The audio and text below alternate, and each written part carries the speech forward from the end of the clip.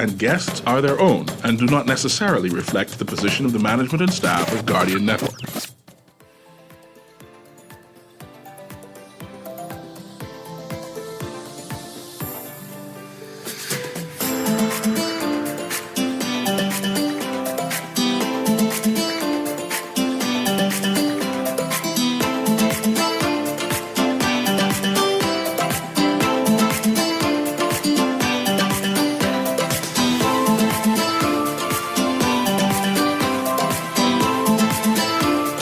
Good morning and welcome to Guardian Radio AM. Today is Tuesday, July 2nd. It's a little after 11 o'clock in the morning. Once again, this is C.A. Newry and I shall be your host for today. Today's show is a continuation of last week's show where we was bombarded with all kind of calls. In fact, our text line is already overwhelmed with text because of anticipation of today's show. I am a little uneasy with today's show because it pricks against my faith, making me seem like I know how to worship and stuff. So, as usual, we have our critical theologist in-house, right? Reverend Cleveland Enos III, a person who has got his PhD in studying various religions, and he is the Cahoon of the Coptic Church of the Black Messiah here in the Bahamas. It's a church that has a different perspective of Christianity. In fact, they call it Christianity. Did I pronounce that correctly? You're getting better every week. That's good. I'm getting there every week. My stepfather says, "Stop inviting you here because you corrupted me." But that's okay. That's okay, right? Christianity, where his view is that these religions basically start from an African perspective, and that technically people just adopted and copied Africa in terms of their pursuit of God. His religion also has the various books, sacred books, lost books, apocrypha type books, emerald stone books, I forget the word, Aaron, what word pronounced? Papyrus? The scrolls of Egypt. Yeah, the papyruses. Yes, scrolls and all these things, right? But today's topic is about the foundations of this earth. It's creation story in terms of how this earth was created. I, a person who reads the Bible, know that in the beginning, which is the difference between at the beginning, because in and at is two different prepositions. But in the beginning, God created the earth, and this world was round. You hear me say it? This world was round, and he separated the waters from up above, from down below. Then he started shaping up all kind of stars and moons and thing after that. But I'm going to ask Uncle to explain that, and we can continue our conversation about whether this earth we live on is flat or not. Whether there's some kind of great conspiracy by certain set of people, right? A certain set of people who are trying to hide the truth from the masses by crafting a story about creation in order to keep us in darkness because they have a secret agenda. We're going to discuss that. But I want to discuss Aaron, because Aaron and Uncle, a concept about creation, because I just realized there is a group of Christians whose whole premise, after they become reverends, they get a PhD in creation theology. I hope I pronounced that right. Where they analyze the creation story and have documents, papers, thesis, where they put forward. And you normally see this in the Roman Catholic Church, also the Anglican Church, and the Eastern Church, where they have specialists who, besides being priests, their job is to perfect a degree. And one of these degrees is besides science and history and archaeology, with their priestly duties, they pursue these advanced degrees. And one of these advanced degrees is the creation theology or theory. Go ahead. So I tell people, if you can right now while you listen and search, I just searched the word he used, creation theology. Wow. Right, I like it. We're going to coin that. That a real word? No, but we're going to coin it. It is now. Creation Theology, the Good News of Redemption. This is like a whole website, creationtheology.com. Yeah, so I tell people so they could follow. I Yes. had to look it up to follow. Yeah. So I also want to read, and I let Aaron do that too, quickly. So before Uncle interrupts himself, read Genesis. Get up quickly. Genesis 1. We would read chapter 1 in the beginning part, verse 1 and verse 2, because that's what I'm going to bait Uncle Sarah on before he introduces himself formally, right? So I want everyone to follow us, especially those who called last week about this flat Earth, because my goal is to debunk it today regarding this Bible or the other scriptures. And if you have ideas on All right. this earth being flat, yep, call in. Go ahead, Aaron. Genesis 1 and 2. Yeah. In the beginning, God created the heaven and the earth. So we are now in verse 1. Uncle would say that centuries of time passed after this verse 1 before you go to verse 2. You don't know you never heard Father Palacios tell a joke? They say the man asked God for help. Go ahead, quickly. He said, I need some help right now, right now. And God said, yeah, man, I got your back. And the boy's just sitting there waiting, right? And anyway, the joke is that to God, one day could be 700 years. Your one day, right? Your 700 years is one day for God. Yeah, let's go with that. Yeah. Now, So the time is off. It's like earth time and God It's time. like Perry Christie time. Just off. Yeah, I understand. Read verse 1, that verse 1 again. In the beginning, God created the heaven and the earth. So what two things did God create in the beginning, Aaron?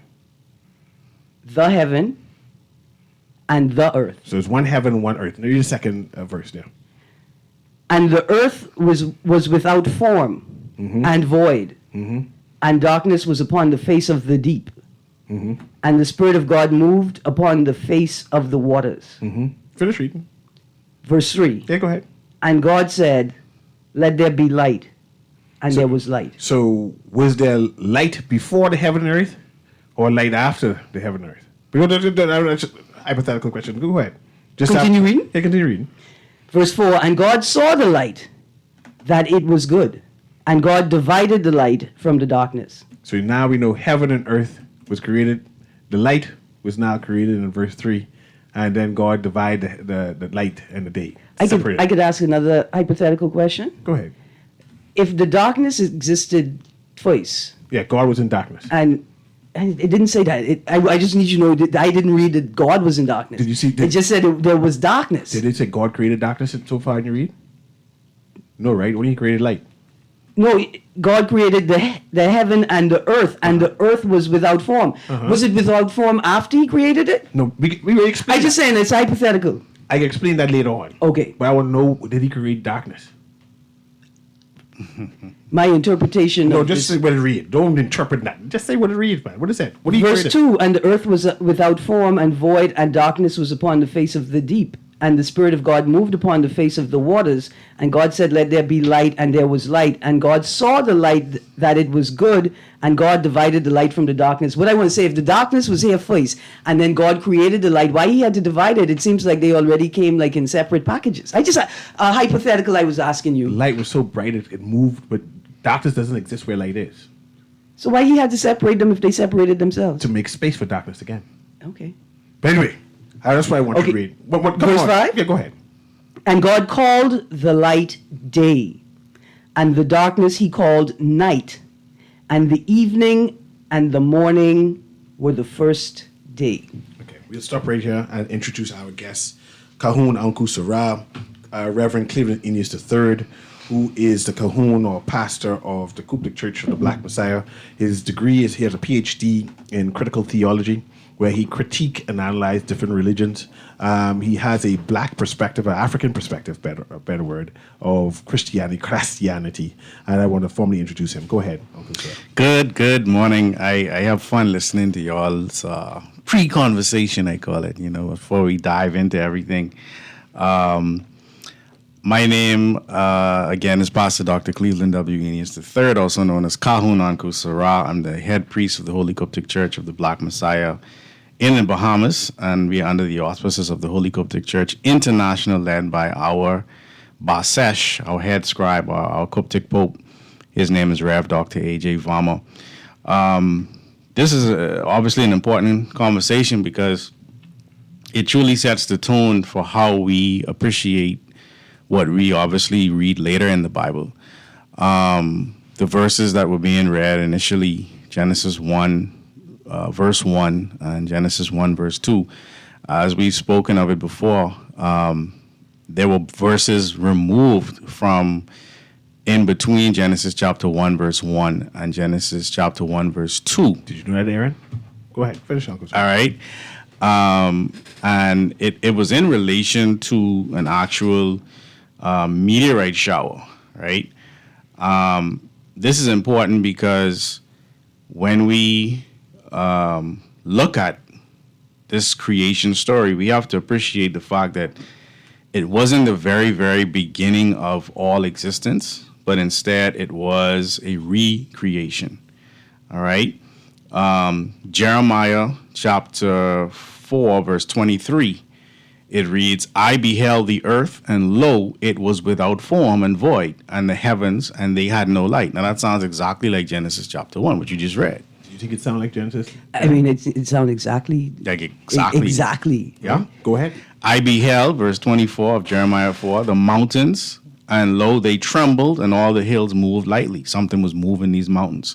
I beheld, and lo, there was no man, and all the birds of the heavens were fled. Well, they were already birds, because they were fleeing. I beheld, and there was men there already, because it's saying no man was there. So the birds had left, the men had left, right? Verse 26 of Jeremiah 4, I beheld, and lo, the fruitful place was a wilderness, and all the cities, they were already fruitful places, they were already cities. Therefore was broken down at the presence of the Lord, and by his fierce anger. For thus hath the Lord said, the whole land shall be desolate, yet will I not make a full end. There will be a replenishment. Verse 28, for this shall the earth mourn, and the heavens above the block, because I have spoken it.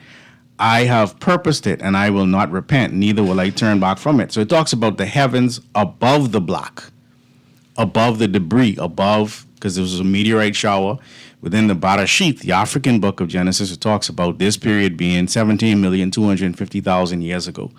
The actual impact of the meteorite shower, and one of the things our Basesh, Dr. A.J. Varma explains to us, he said it wasn't like one meteorite hit. He said, imagine being in a shower, water hitting you as quickly as that water hits you. That's how meteorites were hitting the planet, creating a dust cloud that blocked the cloud out. This is why it would say the heavens above the block. You understand? It's talking about the actual impact of these meteorite or meteors, and the fact that there were people who obviously died because they didn't know where to go. But then you had others who went in caves. You had others who went in the earth, as we were talking about last week, this place in the earth. And there were others who went behind waterfalls in order to survive this period of darkness. All right. So after this destruction now, there was a replenishment, something that has happened many, many times on this planet. All right. I say a lot to say that the story itself, we talked about time and the relation of man's time versus God time. They will talk about 1,000 years to the Lord is one day, and one day 1,000 years, right? This is talking about the reality of beings that are similar to us because we were made in their image and after their likeness. However, they are in a different time zone. Now, what does that mean? Our time is calculated based on the distance of this planet from the sun. So a planet that is closer to the sun will have a different time zone. A planet further away from the sun, as Earth being the reference, would have a different time zone. The rotation speed on the axis also determines the time with regard to there being, they say, 24 hours or 23 hours, 56 minutes, depending on who you ask, right? So all of these things, you have to have your science book open with your Bible, okay? Because the processes of creation are dictated by the laws of science, okay? There's not something just clipping its finger and poof, things are just magically appearing.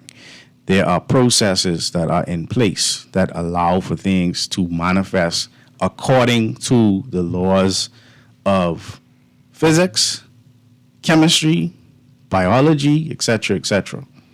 And when we use that type of reasoning along with reading our scriptures, we can see the fullness of the scripture, whereby we view it the way that the Most High intended for it to be viewed. Hold on. Just before you speak, he upset the atheists, the scientists, and the Christians just now. Everybody don't know what to say. I want to know what you mean by this earth was destroyed several times. Well, when we say destroyed, the conditions that allow we as human beings to live was destroyed. You understand? Because people always say, save the earth. The earth is going to be fine. Mm-hmm. The conditions that we need to live in as human beings is going to be destroyed if we don't do what is necessary to maintain, then talk about global warming, et cetera, et cetera. If we don't maintain the conditions for us, we're in trouble. The earth will just go through its cycle and heal itself, as it is doing right now. But you hear contemporary scientists saying all the time, and environmental advocates, we're in the fifth mass extinction period, right? They expect a fifth mass extinction, which means that they must have documented or think they documented 4 previous mass extinctions. Right. But like Dr. Enes said, it's not that the earth blew up and then reformed, right? The whole Big Bang process happened again. It's that the conditions necessary for human existence, right? The mass extinction is a human extinction. Right. Let's read this. Genesis 1:6-8. Then God said, let there be a firmament in the midst of the water. I know firmament means sky or whatever it is, and I know where the water is. But it seems as if our Lord has put the sky in the middle of the water, right? And let it divide the waters from the waters. Thus God made the firmament and divided the waters which were under the firmament from the waters which were above the firmament. And it was so, and God called the firmament heaven. So I am confused there, because we go into this flat earth theory, right? But it seems as if there's water in the sky and not no raindrops, because I understand condensation and moisture and clouds. This seems to be water in the sky, separated by a firmament. So you have in the skies what is referred to as an asteroid belt. And you have the waters beneath, which are the planets like Earth that bear water underneath the asteroid belt. And then you have those planets above the asteroid belt. So it's talking about separating 2 sets of planets in the celestial heavens.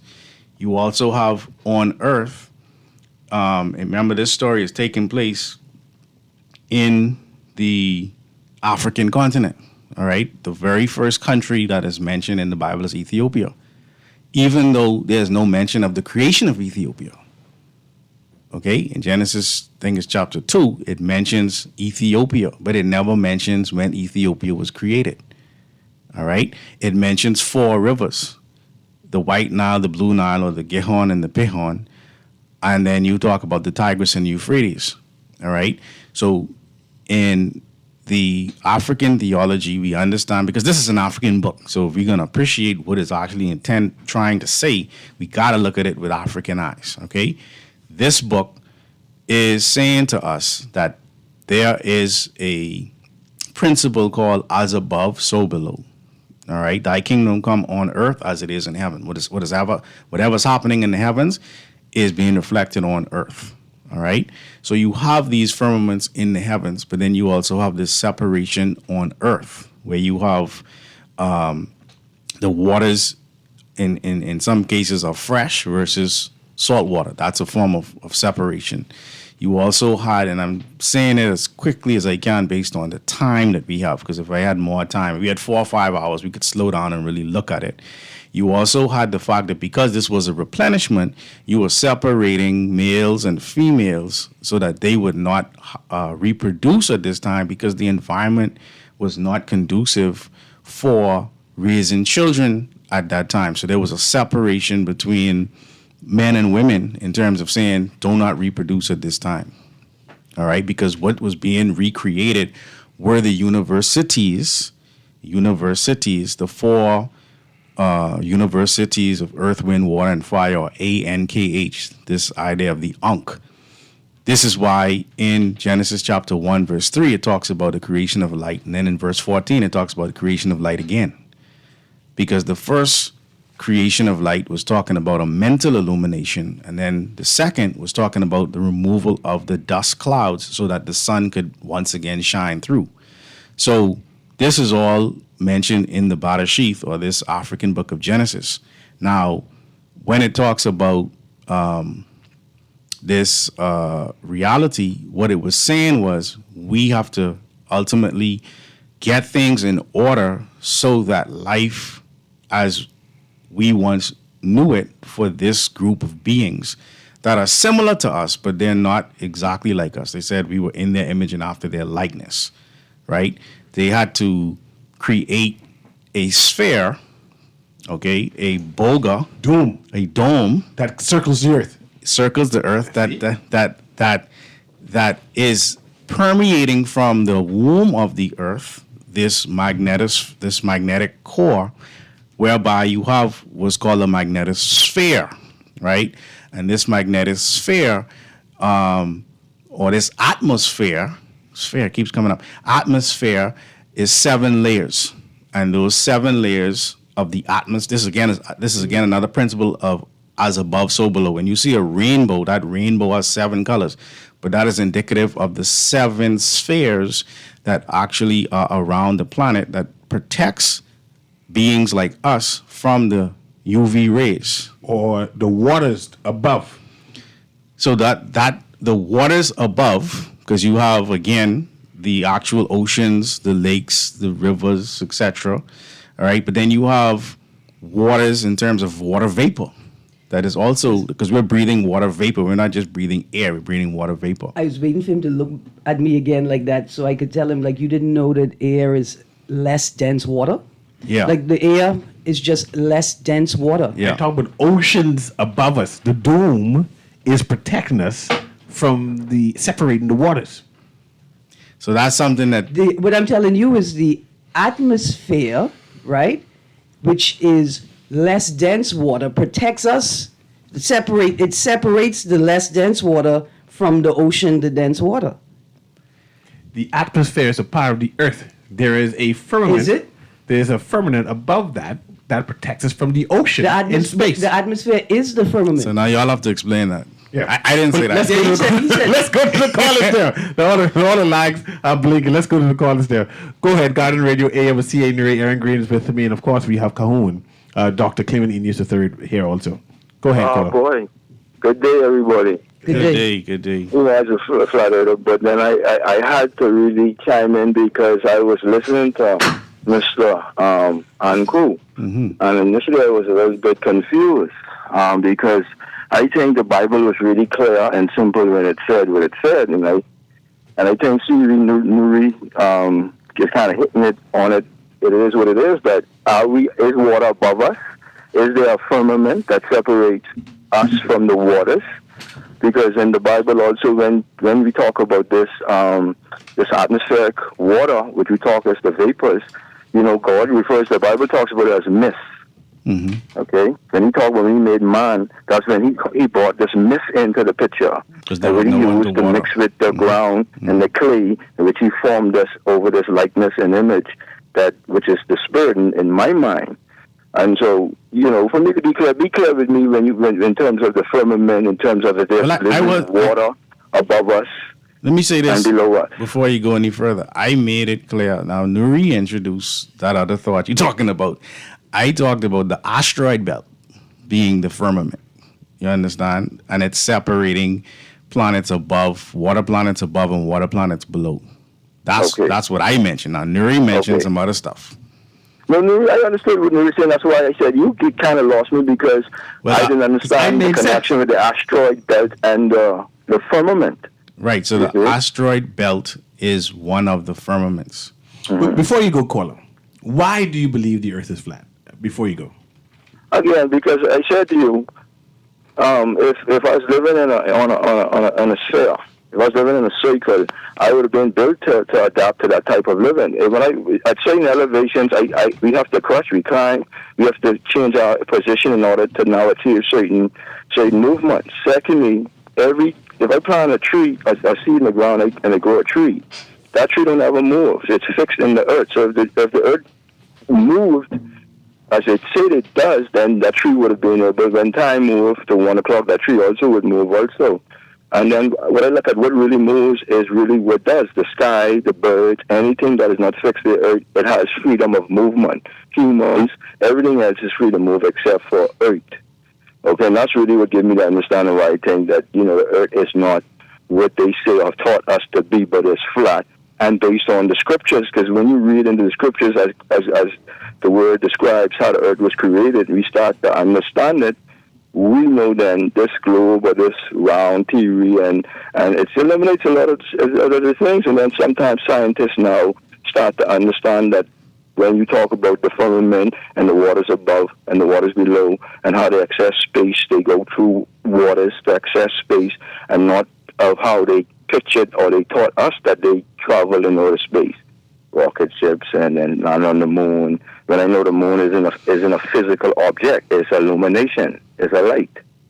That's a light. That's what the Bible says. It didn't say it's an object, physical object. It says I created two lights: a greater light, the sun, to rule the day, and a lesser light, the moon, to rule the night. So the sun ain't physical either. How could it if it's a light? So, Carla, let me ask you another question. Have you ever seen a tree growing towards the direction of the sun? For instance, I had a lot of trees in my yard and some smaller trees growing up under larger trees, right? Mm-hmm. And I watched the smaller tree grow towards the light. It's almost like it's leaning over to escape. You don't think that's like evidence of a not flat earth? Because if the trees would just grow into the light, they would just grow up. If it was a flat earth and the light was just above, it would just grow up. You know why? Because of shade. The tree is moving from shade to get the light. That's why it alters its position. So that's the freedom of the tree. The tree is the target is the light, but if there's impediment of darkness hindering that light from the tree reaching that light to create food, the tree would then go towards that direction. I just wanted the caller to know that all the lights in here are physical. I could touch them. We have like 1, 2, 3. You can't touch the sun. No, I'm talking about light. He said anything that's a light. But we know. Physical. Thank you very much. Science says the sun is a ball of gas. That ain't physical. Gas ain't physical. Gas is physical. Gas is one of the states of physical matter. Put your hand through the sun. You have gas, you have solid, you have liquid. Those are three states. Gas ain't solid. I mean, the sun ain't solid. Gas is solid. The moon can't be solid because the moon is gas. In a gas, the molecules are just less densely packed. Right. So you believe the moon is something to land on? You know what's interesting? Did y'all see the promo for the new movie Fly Me to the Moon? No. Where they faked the moon landing because they say the race to the moon is so important between the U.S. and Russia. Just in case we don't make it, we should fake it. Just in case we don't make it, actually we should fake it. The moon is a I just ball saying of the people making a movie. So no, I don't believe. Let's go to the caller. Let's go to the next caller. Let's hear. I'm learning today. Very densely packed gases. Learning today. Go ahead, caller. Producer, you pass the call through. Okay, go ahead, caller. You hear me? Yes, good afternoon, Mr. Newry. Morning, Mr. Newry. Morning, Ms. Green. And I'm not here. Yes. I ain't here. No. Tell old lion, am I? Go ahead, man. Go ahead. It's you. Morning, bro. Yeah, morning. But like it with my say, man, this need to be to be long enough. But what I'm going to say here is that, and especially to the brother and crew, is that, like I told you, we have to understand where certain information first showed its head and who is responsible for it. None of the great civilizations thought that the earth was no ball. You know what I mean? And Newton Gab, the depiction of Newton Gab, which is ancient Kemet's depiction, it shows that. Newton Gab shows that. Newton Gab is proof of that. No, that's not. That's not true. One is the firmament with all the heavenly bodies inside, and the other is the earth. So let's pause there for a second, right? Make it quick now. Let's go quick. Yeah, let's go quick. When the earth enters Nut, passes through the houses and then comes out of Nut, where does the sun go? I mean, see, I don't know what you're talking about. Don't Exactly. So Hold on, that's hold on, why I'm wait, saying wait, don't make wait, that wait, claim hold on, wait, okay, that's hold on, proof of hold what you're on, saying. Hold on, bro. Come on, bro. What I'm trying to say to you is that it does not depict a ball suspended in air. All right, that's what I'm trying to say to you. And what I want to say to you is that is in the 1500s that the globe theory became a big thing, heliocentric model, and it was done by the Europeans. You see, that's the That's not reality. true. Now you have Aristophanes, or whatever his name is, who way back talk about putting one stick here and one stick there to try and prove some kind of thing, right? So- But otherwise, you can't find no ancient civilization, right, who depict no spinning ball inside no, like I said before. That's not true. The Sumerians did, Europeans and the ancient 1600s. Africans did. Okay, but you okay, like I said, I'm telling you where it became a big thing, right? Now, In when you come on again, European- when you come on again, when you come on again, I'll bring my proof of that, and you can bring your proof of any other ancient. Well, I didn't tell you where the proof But is. hold on, but wait a minute. Now you see, we need to understand certain simple concepts, my brother, right? And one of the simple concepts we need to understand is the properties and the principles of water. Oh, let's All talk right. about water. I didn't Let's hear- talk about all the flat water droplets when it rains. I don't know no flat water. Exactly, because they turn into balls. Brother, I'm talking about water, brother. All right, That's I'm rain. Rain is water. I'm talking about water. I'm talking about water undisturbed. Water, when undisturbed, right? Listen to me. Mm-hmm. Is always level. That's why they call it sea level, because the sea is level. You understand? Right. And that's why they put. Do you water. want us to Listen- talk listen about what carefully. that means? Listen carefully now, and that's why they put water inside the tool what they use in construction, because water is the best thing to determine if a surface is level or not. You Right. understand? And- Water always flows. And the air Water bubble is always- circle. The air water bubble, always- the water air bubble, always- because I do construction. The air water al- bubble in the level water- is not flat. It's circle. Listen carefully. sphere. Now. Water always flows to the lowest point. Right? If you pour water on the floor, you can tell exactly how your floor is set, because the water is going to flow and it's going to settle in the lowest part of your floor. Mm-hmm. You understand? And when it settles, the top of that is going to be level. You understand that? All right? Water cannot flow uphill. Right? So according to the globe itself, right, when you look at the globe, the Nile River flowing uphill, brother. According to the globe, the Nile flowing uphill, the water can't flow uphill. You know, they turned the same white Same white people that developed. I'm just dropping some stuff. I know. I told you I wasn't here because somebody got into hell in the room, and it ain't gonna be because I wasn't here. But you know, Make a reason more, the same Eurocentric paradigm flipped the map and told you Exactly. that south was If north. you and north go was into south. the records of the ancient Africans, what they're calling north was originally south. And what was originally, when you go up the Nile, you're going south. Now, when we picture the world and the global sphere floating in space surrounding the sun, circulating revolution around the sun, rotating around the sun, right? We picture the North Pole and the South Pole, right? And that the bottom of the Earth that was during that circular spin is Antarctica. You are now suggesting that Antarctica may be on top, and the bottom of the Earth. No, if you're in Arctic. if you're in a boundless universe, there is no up and down in space. Up and down is in relation to what a reference point. When you're in space, as they refer to, there's no up and down. There's no up and down. No, there's no up and down. This is why the idea that you can only look at the map in one way is something that was given to us. All right, so you have what's called a Peters true projection map, which shows you Africa and the other continents in their more original relative sizes, right? And then you have the versions of the maps. I can't remember the name of it off the top of my head, but you have the versions that we have been introduced to in school, where you think, or we have been taught, that Africa is similar in size to South America, and that England is bigger than it is, and Greenland is bigger than it is, et cetera, et cetera. So they've deliberately caused us to not have a proper perspective of land mass. They've also deliberately made north, south, and south, north, and east, west, and west, east. And you can see, no different than what they did here in the Bahamas. They tell you Cat Island and San Salvador, they switched them. San Salvador is Cat Island, and Cat Island is San Salvador. They did it right here in this country and confused the whole world. Now, if we could do it right here in the Bahamas, why do you think Europe can't do it to confuse the whole world? But not just to confuse the whole world. Let's be a little more succinct. As a part of an agenda, a white supremacist agenda, Yes. to convince the indigenous peoples of the planet that it is their God that created all of us. So they made their lands bigger. They said, "Oh, we're going to flip the map because we are on top." The psychological impact, the visual impact of that psychologically has been tremendous. Yes. We have more callers. The phone line is lit. But before I go to the phone line, how come the sun is a gas and the moon isn't a gas?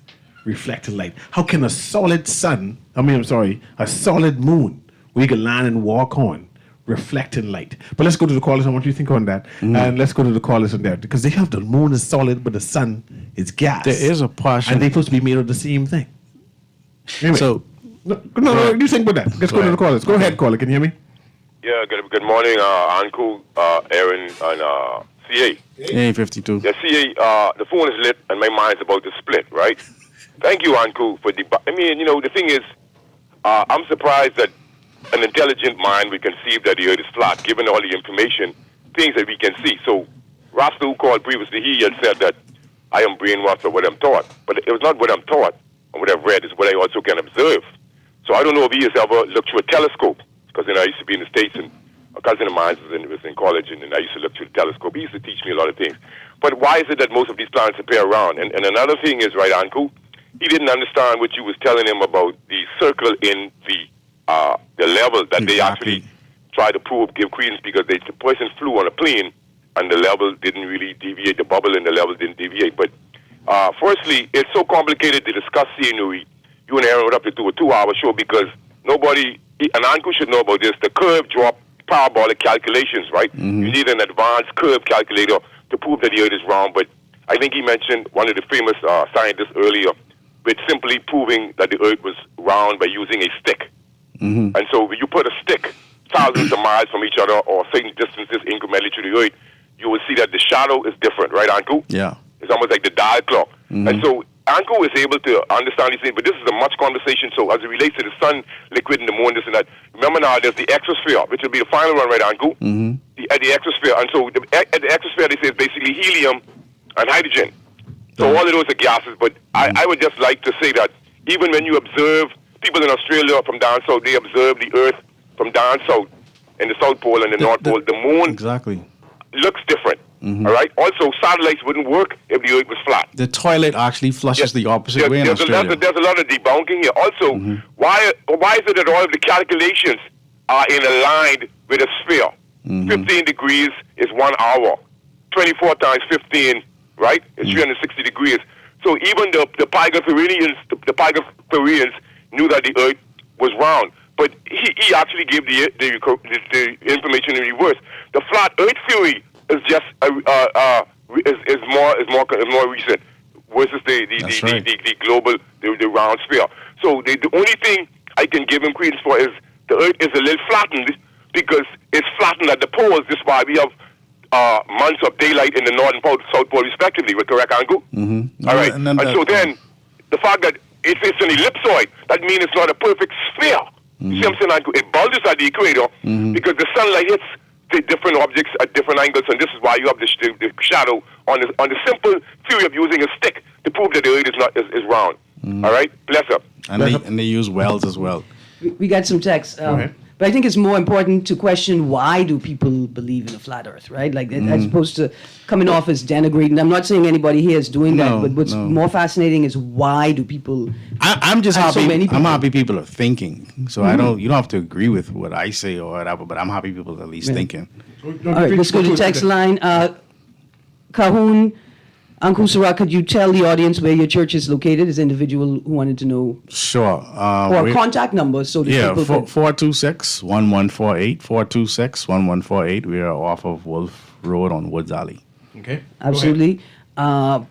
text says flat earthers are lost, and then another text says, can you repeat what you said about Cat Island and San Salvador? Okay, so the late Idris Munka, Cat Island man, educator, has given a number of lectures on the subject matter. You could search his name, Idris Munka, Cat Island, San Salvador. And so in his lecture, what he describes is that Christopher Columbus actually landed on Cat Island. Would be called Cat Island today. This can tie it into our conversation. Right. The rock we call Cat Island today is actually the San Salvador of historical documentation. And that there was a land deal that caused them to switch the names. Because I imagine you can't sell San Salvador, the landing place of Christopher Columbus. You can't just up and sell it. So that's my presumption. I can debunk that another time, but let's go to the callers. The reason why, because they changed the name to Watlin's Island in the early 1500s. But see, and San Salvador, the current San Salvador name was Watlin's Island. But I don't want to talk about that now because we have that same discussion. But outside of that, outside of that, if you come in towards the Bahamas, you can see the highest point of land first, which is on Cat Island. They didn't see the highest point, like they saw light. The light was going to be on top of that because the Arawaks live by the beach. Yeah, but just say it. Yeah, They saw light. They ain't seen no tallest part. They saw light. Let's go to the callers. You don't think the Arawaks knew they needed to put light up high for the other boatman? I'm a boatman, a seaman for 500 years on the ocean. Let's put it to the next caller there. Go ahead, caller. Can you hear me? Yes, I can hear you. Good morning. Good morning. Good morning. You know, it was in the year 2000 when us amateur radio operators actually had an astronaut in the space station who was a ham radio operator, and we were able to talk to him. Wow. All right, and in fact, to this very day, if you log on to NASA's website, you will know when the station is passing over us, and you can see it.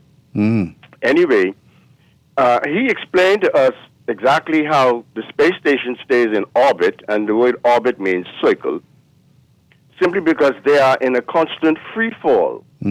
While the Earth is moving in one direction, they are moving in the opposite, and they are in constant free fall, and it goes around. Now, if the Earth were flat, the rainbow would be a straight line. But the rainbow is actually a circle. You only can see a half of it because you only know one half. What about the dome, which is a semicircle? Yeah, but you can't see the complete circle from your vantage point because you even if you were out in space, you can't see in the back of something that's round.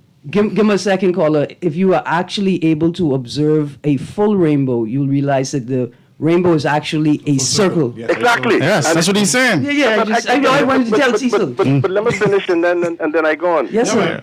Right now, when you can appreciate the relationship that weight, density, and mass has, then you would clearly understand that you're dealing with something round because on planet Earth, you could be 180 pounds, but if you go to the moon, you only weigh 30, 1/6 of that weight. Yes. Right?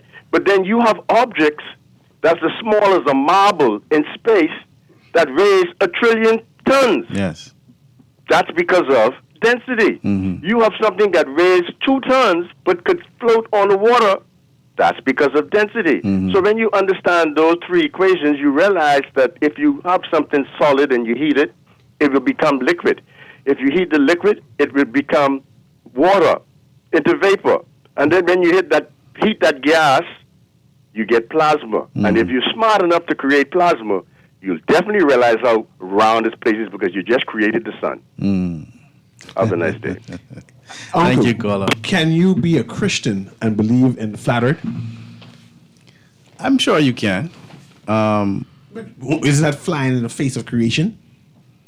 Well, I think we are all at different levels of our growth and understanding. I think that the Most High is merciful in understanding that we as a growing population, a growing humanity, that we have different levels of understanding. I don't think you should be cast into hell because you don't have a proper understanding of physics.